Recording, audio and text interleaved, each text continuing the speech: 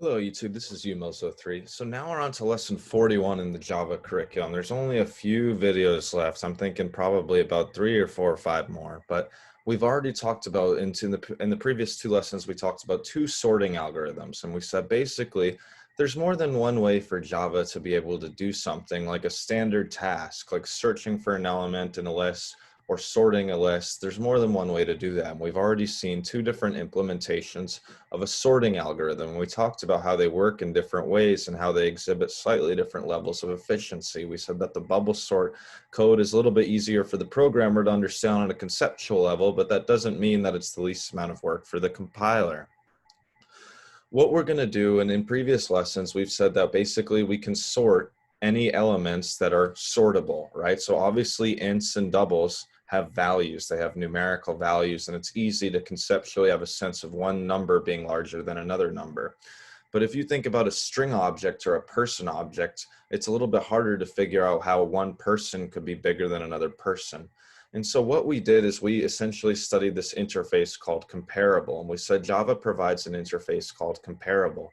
And what it means is for any class that implements comparable, which would be specified up here in the class header, that class will need to provide a compareTo method, which returns an int and accepts an object. And then what you would do is you'd want to explicitly cast that object to the data type of the class that you're working in. So this is a compareTo method for a person object. So odds are for this other object that's coming in, we would want to convert it to a person. And so therefore we're dealing with two person objects, right? We're dealing with the object that the instance method is being called on, and we're dealing with the object that was parameterized into this function as an argument. And so what we're going to do is we're going to say that one person object is considered larger than another person object. And we would say that a.compareTo of b returns +1, where a is the current object that the method's being called on and b is the one that's coming in as a parameter, if the length of person A's name is larger than the length of person B's name. And so that's the comparison here. So remember, we use this to refer to the current instances, variables or fields, right, or values, right? And then if you call it on some other object, then it just applies the result of this method to the other object, whatever Q is, right? And Q is based on P, okay? But you have to specify here in the method header, you have to pass in an object, and then you could manually convert it to a person. But this is how we're going to be comparing person objects. And so we're going to come up with an array list of person objects like we did in lesson 28, but this time we're going to sort it. And I want you to understand how the selection sort algorithm works, not just for an array of ints, but for any array or array list with sortable elements. And the compareTo makes person a sortable class. What we're going to do is we're going to close out a person class. We'll be back there soon after we establish this selection sort algorithm. But what we're going to do is open back up our sorting class that we've been developing the previous two lessons. We created it in lesson 39 and added in a couple more insertion sort algorithms in lesson 40. So remember, we have this sort and print arrays static method, and it doesn't return anything. It just accepts a two-dimensional array of ints. And we said we were going to test that in the most recent video on the insertion sort algorithm. So the insertion sort algorithm accepts an int array and returns an int array with the elements of that int array sorted. And so it's a static method that belongs to the sorting class. So that's why you write sorting.insertion sort, or since this sort and print arrays method is in the same class as the insertion sort method, you could have just called insertion sort of array of u. But then this goes ahead and prints all the elements in each of the one-dimensional arrays in your two-dimensional array, right? And then this was the same thing for strings. So we're going to be doing the same thing for strings, right? It's the exact same thing, but it just runs the insertions. It's an overloaded insertion sort method because one of them accepts an array of ints. The other one accepts an array of strings. The one that accepts an array of ints returns an array of ints. The one that accepts an array of strings returns an array of strings. But the logic, right? The logic is the same. The logic is the same for the insertion sort. It's just, can you say that one element's directly bigger than another, or do you need to do something like calling the length method? All right, and so now you have the main method, and so we were just looking at two one-dimensional string arrays, and we saw that when we ran the console output, these words got longer and longer in each of the two lists, right? And then these are the insertion sorts, one for int arrays, one for string arrays. Then we have the bubble sort, right? We had a bubble sort for int arrays. So now we're going to do something called selection sort, and we're going to practice documentation again. So what you're going to do is you're going to say public static int. Again, it's going to return an int array. So it's going to accept an int array and return an int array. So you could say public static int selection sort of int array, right? And it's just going to basically feed back the same array, but it's going to make some adjustments in between. So what you would do is this is for a particular int array. So what you do is you say for int I equals 0, I is less than array.length, I plus plus. This is very straightforward. This just iterates through each of the elements in array. We know how that for loop works. It's literally index starting at 0 and going up to the length of the array. So we know it's just going to happen for each of the elements in the array. And then we set index equal to whatever that value of I is. So I guess it would just be talking about the current index position, right? It's just saying index equals I. Okay, and then what you're going to do is you're going to iterate through all of the next elements to the end of the list, right? So if you were at index position 3, then your inner for loop, you can see another nested for loop. So in all three of these sorting algorithms, it looks like we have a nested for loop. But if you're talking about I equals 3, right, this is your fourth run through the loop. So this is I equals 3, right, because you have to include I equals 0. J is going to start at 4, and it's only going to work up to array.length, right? So if I equals 0, J is going to go from 1 up to array.length. But if I is 5, J only goes from 6 to array.length. So you can almost think of maybe sort of a triangle thing, right? Where J is just iterating basically from 1 bigger than I up to the end of the array, right? But I gets bigger and bigger, which means that J is going to be iterating fewer and fewer values for each value of I. And it just does this comparison. So again, we're familiar with this Boolean at this point, where you say if array of J is less than array of index, then index equals J. And so basically it's going to reassign an index position. And then at that point, it's going to make the swap down here. So we said in lesson 4 and then reminded in lesson 39 that when we want to basically switch the values of two variables, sometimes it's helpful to create a third variable. So we say, array of J is less than array of index, right? But then you reassign index to refer to J, right? So now array of index is really like this array of J used to be. So that's the smaller number. And then array of index was the larger number. So what you're going to do is you're going to put array of index equals array of I, and array of I is smaller number. So it's just basically swapping the elements at the I and index positions. Okay, and that's the selection sort algorithm. And so basically that's it basically exhibits pretty similar efficiency to the insertion sort. So you ask about efficiency.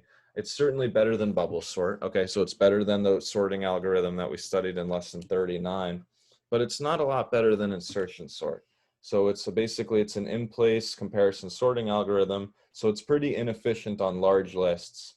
And apparently it actually does perform a little bit worse than insertion sort. Okay, so it's better than bubble sort, but it's apparently not quite as good as insertion sort. And so the way that selection sort works is it divides the input list into two parts. So you're going to have a sorted sublist of items, which is built from the left to the right at the front of the list, and a sublist of the remaining unsorted items that occupy the rest of the list, right?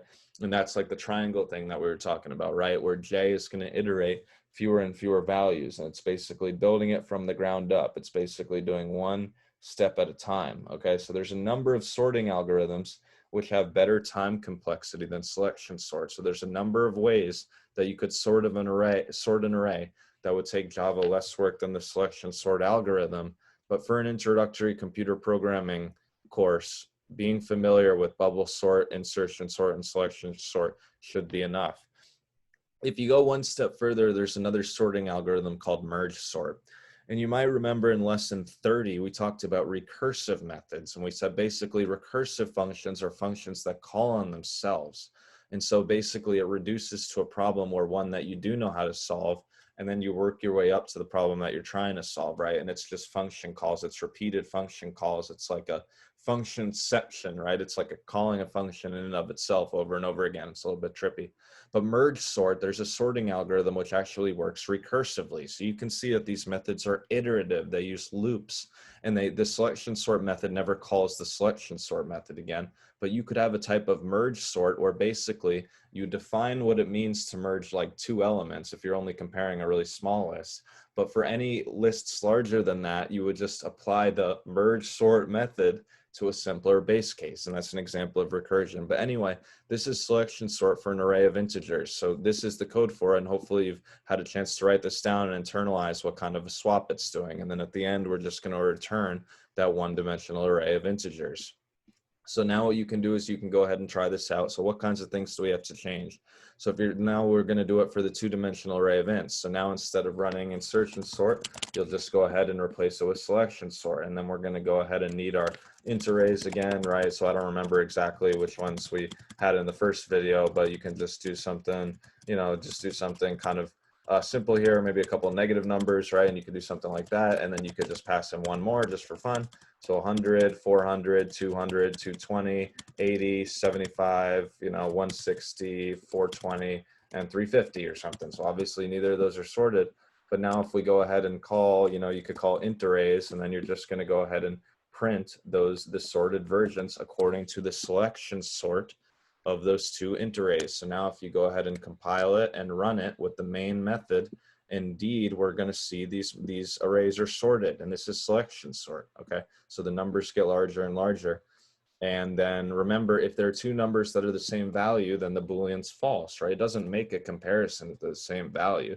It only makes a comparison if at the beginning of the list, you do have an element that's larger than later on in the list. And so selection sort is capable of making the swaps when it needs to. Let's go ahead and implement this for a more generally sortable list. So instead of doing it with ints, let's go ahead and do it with strings. So we went ahead, what we're going to do is we're going to go ahead and just copy and paste this selection sort method. And it's going to be awfully similar. But like we said in the insertion sort video, we can't just say that one string object is bigger than another string object. We would have to be looking at the lengths. Okay, so what you're going to do is the only change that you're going to make is now instead of talking about a smaller number, you could be talking about something. If you really wanted to have a descriptive variable name here, you could say shorter string. And then what you would do is instead of saying one string is less than another string, everything else is fine. The index positions are always integers, but you would be just looking to see if array of j.length is less than array of index.length, because these are not numbers anymore. These are literally strings. They're arrays of characters. And then you would just say that this is going to be shorter string, right? And then you can go ahead and run it, right? So we can go ahead and run this now. And we just have to keep making some adjustments. So remember this sort and print arrays method that we made it to call the insertion method for a two-dimensional string array? Well, let's call it for this, let's call it on selection sort. Okay, and then we need to go to our main method. We need to go to our main method, and then again, just go ahead and create these arrays, right? So you could say string s1, right? And then you could say hot, cold, w, and peppers, right? And that's a short list. How about Tucson and hello or something, right? And then you could do another one, right? You could do another one, right? And I said that it doesn't matter. The order of the square brackets and the name of the variable doesn't matter. So now you're going to have another one. How about states? So Alaska, Texas, Florida, New Mexico, Ohio, and Wisconsin, and Nevada. Okay. So then what you could do is you could just go ahead and feed in the two-dimensional array for S1 and S2. Now we're calling them, I guess. And then it's going to go ahead and be able to print that according to the selection sort, because now our sort and print arrays method, which accepts a two-dimensional string array, will run the selection sort algorithm. And so we already updated that. So now we can go ahead and run the main method. And indeed, these words get longer and longer, right? So you can see W, hot, cold, hello, Tucson, peppers, right? In Ohio, Texas, Alaska, Nevada, Florida, Wisconsin, New Mexico. The strings are getting longer and longer in length. The last thing we'll do in this video is we'll apply selection sort to person objects. And we've been talking awfully a lot about arrays. So let's do it with an array list and practice some of the ArrayList methods that we learned in lessons 27 and 28. So remember, we still have our person class. It's hanging out over here, and it has a compareTo method, which allows us to compare person objects. So in the last 5 minutes, I want to create a main method where I create some person objects. I put them into an array list, and I sort the array list according to one of these methods. So what I'm going to do is I'm just going to say person P1 equals new person of Tom. And so we know that their name is going to be 3 letters long. And then you could say Katrina, and we're just calling one of the constructors here. Let's call another one. So we could call Toby and 45, and then person 4 equals new person of Abraham Lincoln. That's going to be the longest one, and 52 or something. Okay, and then what you're going to do is you're going to go ahead and create an array list of person objects. We've already seen this before. And so you're going to do import java.util.ArrayList, and we're going to run bubble sort. We're going to run bubble sort on the person object. So you're going to say ArrayList person of group equals new ArrayList of type person. Okay, so I have to go kind of quickly here. So you're going to say group.add of P1, group.add of P2, group.add of P3, and group.add of P4. What we're going to have to do real quick is come up with a very quick implementation. Let's do a selection sort, because this video is about selection sort. So we have to do a selection sort method. We basically have to create a method real quick that's going to be very similar to this, but it's going to call the methods of the array list, because what this is going to do is it's going to accept an array list of person objects, right? And you can call it whatever you want up here, and it needs to return an array list with the elements sorted. So it's going to be array list of type person, right? And it's called selection sort. And then now you can go ahead and run this, right? Now you can go ahead and run this. So what you're going to do is now it's instead of array.length, it would be group.size. We talked about the size method applied on an array list object. And then all of this is going to be the same, but then you're going to have to basically call the compareTo method. So then you have to think about what's going to happen here, because you need to look at the person objects at index positions j and index. So what you're going to say is you're going to say if array of j dot, or it would be group dot get of j. Okay, so it would be group dot get of j dot compareTo of group dot get of index. Okay, so that just calls those two values in your array list. And then what you would do is you'd be looking to say if that's less than 0, right? Because that's how our compareTo method works. Is we said that it returns -1, it returns a negative number if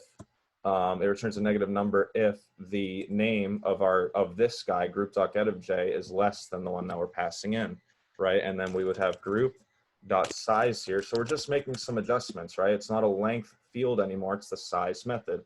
And it's not array anymore, it's called group. And then you have to call the compareTo method, which we wrote in the person class. And so I would encourage you to go ahead and review that if it's unclear to you. So you could say something like person, shorter person, right? It would be the person with the shorter name. And then instead of saying array of index, you would say group.get of index, right? And then you would have to do an assignment here. So you would say group.set, what was the line of code there? So it would be group.set of index group.get of I. So it sets the element at the index position. So it currently at is currently at I, and then you just have to do the same thing. So group.set of I, and then you would say smaller number. You just go ahead and put the smaller number there. So now that's complete, and then you just need to return group. So now we just basically, and then shorter person, right? So now we just transformed the array implementation into an array list implementation, and it just requires us to call different methods and to use this compareTo method, which we already talked about in our person class. So this allows us to compare and sort person objects, which we normally wouldn't be able to do. What does it mean to say that one person is bigger than another person? But now we have a way of doing that. So now what we're going to say is we're going to say group equals, and then we could say selection sort of group, and it's going to call the static method called selection sort that accepts an array list of person objects, and then we could print each of those person objects. So we could say for person P and group,